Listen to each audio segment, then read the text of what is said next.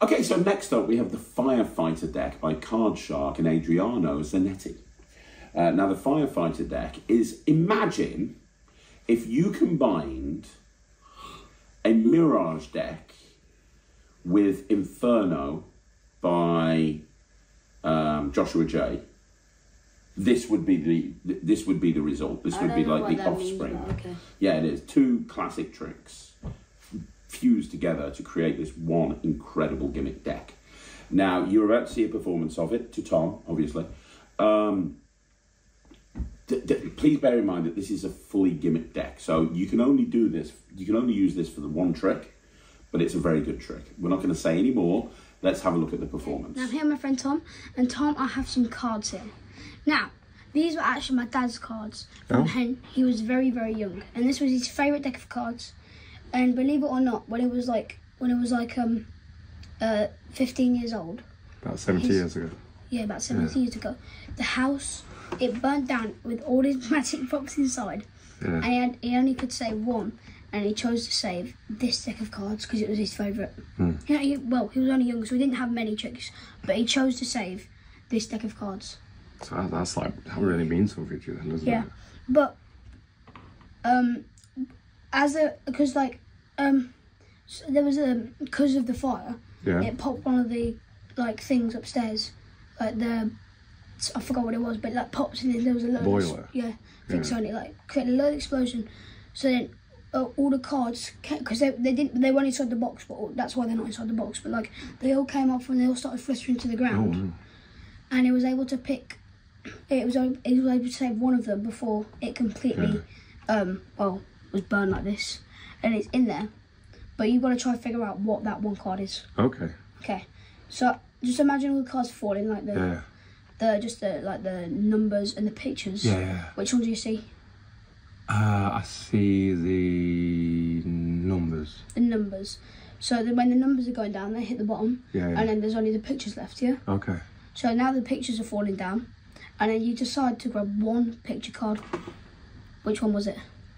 The King of Diamonds. King of Diamonds. Yeah. Yeah. Okay.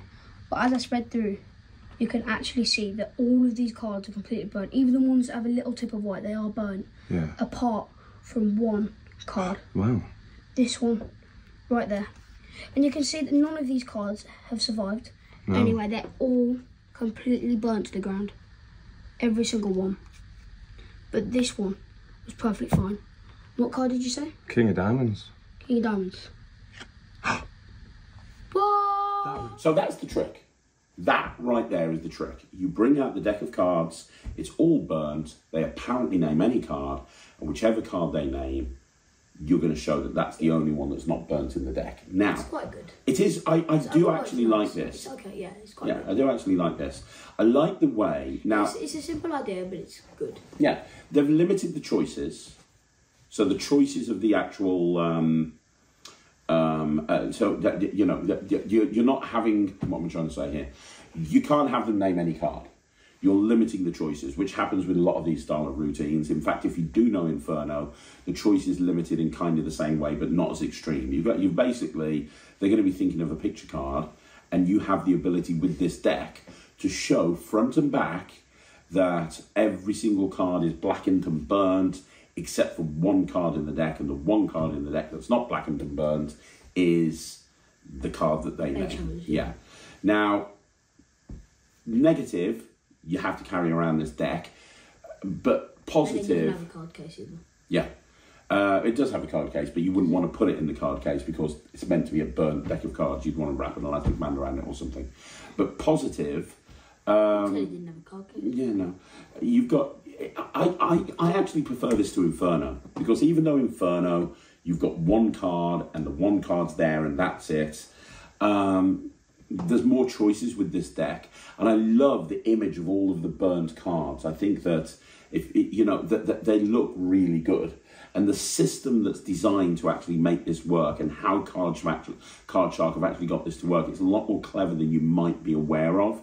I think it's really good. I think it's great. I think that It's a very commercial trick. A lot of people, I think, will be doing this. And unlike a lot of decks, you know, sometimes that people have decks where they're meant to be burnt cards or whatever, and it doesn't look like burnt cards. I think these really do look like what they're meant to be. Cards, yeah. And it's a very easy system. Like, you learnt it in like 5 seconds, didn't you? Like, it's very... You just show me what it is. And then yeah, as soon as you know the system, you're done. Yeah, I watched the tutorial. He didn't, and I showed it him. He's like, I can do that straight away, and he did.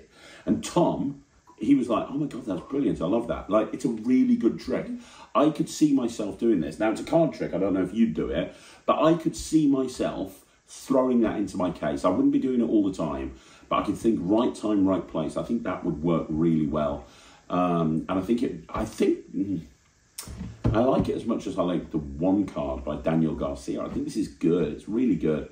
I'm going to give it 95%. What are you giving it? I'm going to give it...